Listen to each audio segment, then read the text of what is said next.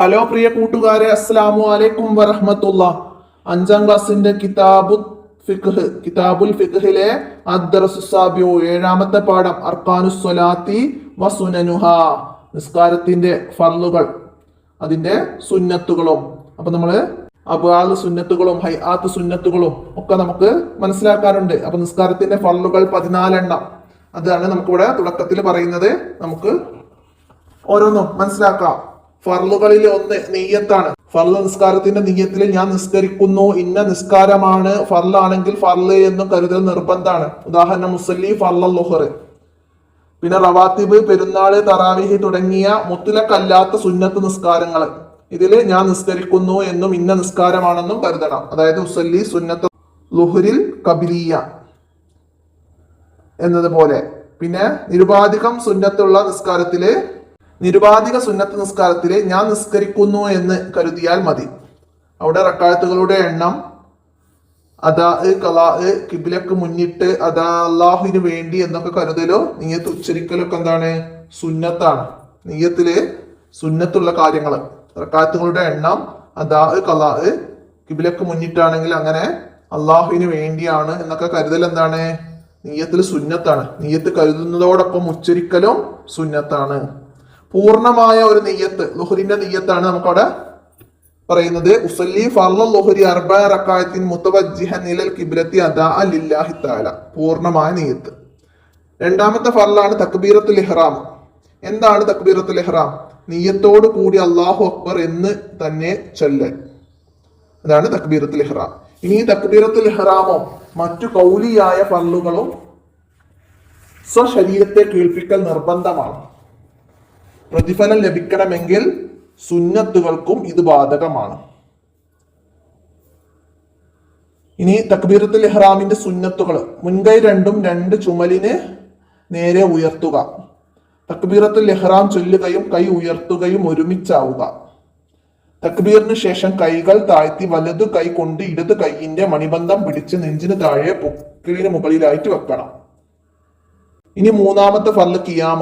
നിൽക്കാൻ കഴിവുള്ളവർ ഫർള് നിസ്കാരത്തിൽ നിൽക്കണം. കാലുകൾ ഒരു ചാൺ അകറ്റി വെക്കൽ സുന്നത്താണ്. കാരണമില്ലാതെ ചാരി നിൽക്കൽ കറാഹത്താണ്. നിൽക്കാൻ കഴിയാത്തവൻ ഇരുന്നും, അതിന് കഴിയാത്തവർ ചെരിഞ്ഞു കിടന്നും, അതിനും സാധിക്കാത്തവൻ മലർന്നു കിടന്നും നിസ്കരിക്കണം.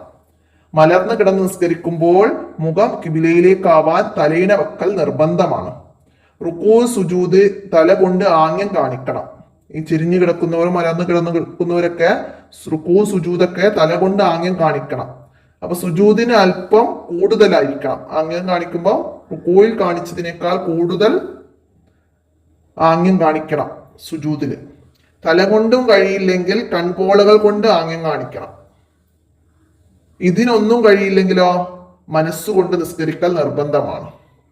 സുന്നത്ത് നിസ്കാരത്തിൽ നിൽക്കാൻ കഴിയുന്നവനും ഇരുന്നും ചെരിഞ്ഞും കിടന്ന് നിസ്കരിക്കാം, എന്നാൽ പ്രതിഫലം കുറയും. കിടക്കുന്നവർ റുക്കൂയിനും സുജൂദിനും വേണ്ടി ഇരിക്കൽ നിർബന്ധവുമാണ്. ഇത്രയാണ് പാഠത്തിൽ പറയുന്നത്. നമുക്ക് തദ്രിബാത്തിൽ വന്ന ചോദ്യം നോക്കാം. ഫർള് നിസ്കാരത്തിന്റെ നിയ്യത്തിൽ നിർബന്ധമായവ ഏതെല്ലാം? ഏതൊക്കെയാണ് നിർബന്ധമായത്? ഇന്ന നിസ്കാരമാണെന്നും ഞാൻ നിസ്കരിക്കുന്നു എന്നും ഫർളാണെങ്കിൽ ഫർള് എന്നും കരുതൽ നിർബന്ധമാണ്. അവിടെ ഫസ്റ്റ് നമുക്ക് അടയാളപ്പെടുത്തി എഴുതാം. ഇനി രണ്ടാമത്തത് നിയ്യത്ത് സുന്നത്തായ കാര്യങ്ങൾ ഏതെല്ലാം? റക്അത്തുകളുടെ എണ്ണം, അദാ, ഖലാ, ഖിബ്ലക്ക് മുന്നിട്ട് അള്ളാഹുവിന് വേണ്ടി എന്ന്, ഇതൊക്കെ നിയ്യത്തിൽ സുന്നത്തായ കാര്യങ്ങളാണ്. മൂന്നാമത്തത് തക്ബീറത്തുൽ ഇഹ്റാം ചൊല്ലുമ്പോൾ പാലിക്കേണ്ട സുന്നത്തുകൾ ഏവ?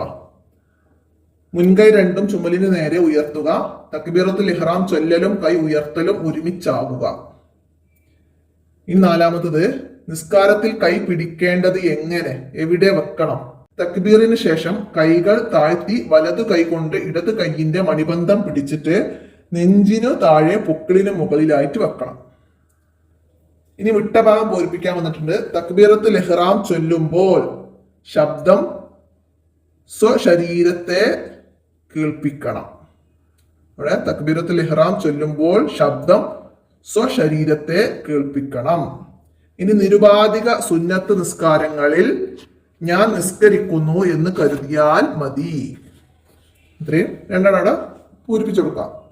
ഇനി നമുക്കിവിടെ ഒരു പ്രവർത്തനം നിയ്യത്തോടു കൂടി തക്ബീറത്തുൽ ഇഹ്റാം ചെല്ലുകയും കൈ ഉയർത്തുന്നതിന്റെയും രൂപം കുട്ടികൾ ഉസ്താദിന് മുന്നിൽ കാണിച്ചു കൊടുത്ത് പരിശീലിക്കുക. ഉസ്താദിന്റെ മുന്നിൽ, അതായത് ഉസ്താദ് കാണിച്ചു തരും. അപ്പോൾ ഉസ്താദിന് നിങ്ങളത് എങ്ങനെയാണ് തക്ബീർ ചെല്ലുമ്പോൾ കാല് വെക്കേണ്ടതും നിൽക്കാൻ കഴിവുള്ളവൻ കാല് വെച്ച് നിൽക്കുന്നതും ഒക്കെ ക്ലാസ്സിൽ ഉസ്താദ് കാണിച്ചു തന്ന് നമുക്ക് മനസ്സിലാക്കി തരും. ഇത്രയാണ് ഈ പാഠത്തില് നമുക്ക് മനസ്സിലാക്കാനുള്ള കാര്യങ്ങള്. എല്ലാവരും നന്നായി മനസ്സിലാക്കി പഠിക്കുക, എഴുതുക. തെറ്റുകൾ എന്തെങ്കിലും ഉണ്ടെങ്കിൽ കമന്റ് ആയിട്ട് അറിയിക്കണം. നമുക്ക് അടുത്ത പാഠവുമായി അടുത്ത വീഡിയോയിൽ കാണാം. അസ്സലാമു അലൈക്കും വറഹ്മത്തുള്ളാഹി.